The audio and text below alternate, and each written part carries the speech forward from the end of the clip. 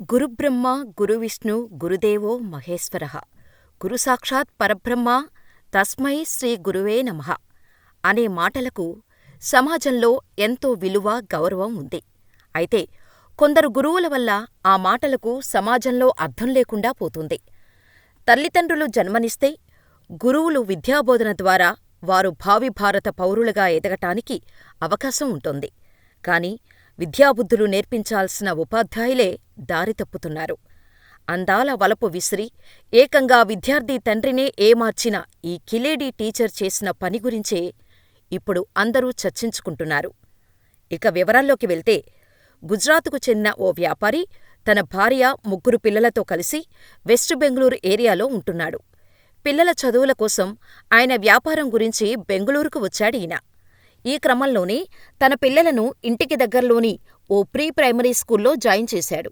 Admission చేయించే టైంలో అదే స్కూల్లో పనిచేస్తున్న శ్రీదేవి రుడాగి అనే 25 ఏళ్ల మహిళా టీచర్తో పరిచయమైంది. దీంతో ఇద్దరూ నెంబర్లు మార్చుకున్నారు. హాయ్, గుడ్ మార్నింగ్, గుడ్ నైట్ల నుంచి మొదలైన మెసేజులు ఏ కలర్ డ్రెస్ వేసుకున్నా వరకు వెళ్ళింది. ఇక ఈ పరిచయం కాస్త చనువుగా మారటంతో సెక్స్టింగ్, న్యూడ్ వీడియో కాల్స్ మాట్లాడటం స్టార్ట్ అయింది. అలా వీరిద్దరి పరిచయం కాస్త అక్రమ సంబంధంగా మారింది. ఇక అప్పట్నుంచి శ్రీదేవి, ఆ విద్యార్థి తండ్రి చెట్టాపట్టాలేసుకుని తిరగటం మొదలుపెట్టారు. 3 పిల్లల తండ్రి అనే బాధ్యతను పూర్తిగా మర్చిపోయిన ఈ బిజినెస్ మ్యాన్ శ్రీదేవి కొంగు పట్టుకుని తిరగటం మొదలుపెట్టాడు. ఇక్కడవరకు బాగానే ఉండగా, ఆ తర్వాత టీచర్ శ్రీదేవి తనలోని మరో యాంగిల్ బయటపెట్టింది. విద్యార్థి తండ్రితో సన్నిహితంగా ఉన్నప్పుడు ఫోటోలు, వీడియోలు రికార్డ్ చేసింది. ఈ ఫోటోలు, వీడియోలు అడ్డుపెట్టుకొని అతడిని బ్లాక్మెయిల్ చేయటం స్టార్ట్ చేసింది. బాధితుడి నుంచి 4 లక్షల రూపాయలు బలవంతంగా వసూలు చేసింది. ఆ తర్వాత జనవరిలో మరో 15 లక్షలు ఇవ్వాలని డిమాండ్ చేసింది. నాకు ఫ్యామిలీ ఉంది, 3 పిల్లలు ఉన్నారు, అంత డబ్బును నేనిచ్చుకోలేను అని ప్రాధేయపడినా శ్రీదేవి మాత్రం తనతో పాటు ఉన్న న్యూడ్ ఫొటోస్, వీడియోస్ని మీ ఫ్యామిలీ మెంబర్స్కి ఇస్తా అంటూ బెదిరించటం మొదలుపెట్టింది. ఈ వీడియోస్ బయటకు వస్తే పరువు పోతుందని భయపడిన ఈ వ్యాపారి డబ్బులిస్తానని చెప్పాడు. కాని వ్యాపారం పెద్దగా సాగకపోవటంతో ఇస్తానన్న డబ్బు ఇవ్వలేకపోయాడు. దీంతో ఒకరోజు ఏకంగా వ్యాపారి ఇంటి దగ్గరకే వెళ్లి పిల్లలు బాగా చదువుతున్నారని, బాగా యాక్టివ్గా ఉంటారని వ్యాపారి భార్యకు చెప్పింది శ్రీదేవి. తనకు అర్జెంటుగా 50,000 రూపాయలు అప్పు కావాలని, శాలరీ రాగానే తిరిగి ఇచ్చేస్తా అంటూ వ్యాపారి భార్యకు చెప్పి, వ్యాపారిని మాత్రం పక్కకు పిలిచి, ఇది వార్నింగ్ మాత్రమే, త్వరగా డబ్బులు ఇవ్వకపోతే మన ప్రేమ వ్యవహారం మీ భార్యకు చెప్పేస్తా అని బెదిరించింది. అక్కడితో ఆగకుండా శ్రీదేవితో పాటు ఆమె ఫ్రెండ్స్ గణేష్ కాలే, సాగర్ అనే 2 వ్యక్తులు కూడా అతడిని బ్లాక్మెయిల్ చేస్తూ బెదిరింపులకు దిగారు.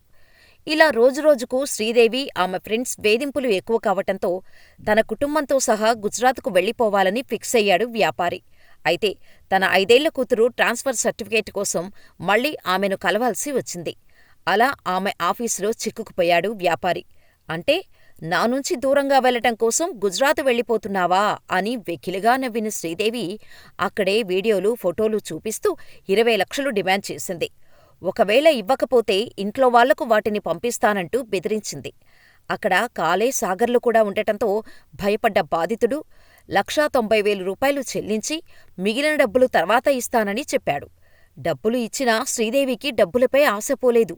ఈసారి వ్యాపారి దగ్గర నుంచి డబ్బులు గుంజటం కోసం ఏకంగా పోలీసు పేరును అడ్డం పెట్టుకుంది.